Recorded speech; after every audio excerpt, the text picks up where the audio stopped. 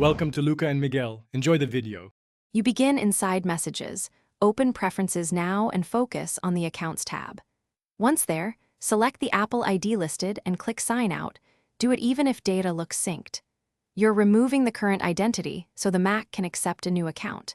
Make sure your replacement Apple ID and any two-factor device are available.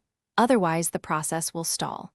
This is the only reliable method to change iMessage identity on Mac OS, so proceed deliberately and don't skip Sign Out. Once done signing out, click Sign In and enter the new Apple ID credentials. Type the password precisely.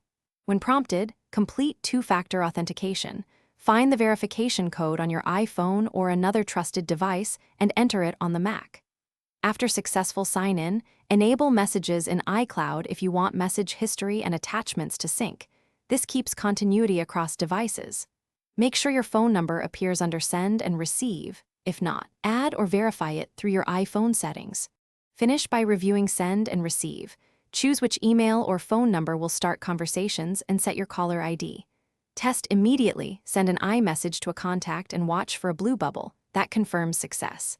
If messages fail to send, try signing out and back in, restart the Mac, or check that the new Apple ID is verified at Appleid. Apple.com.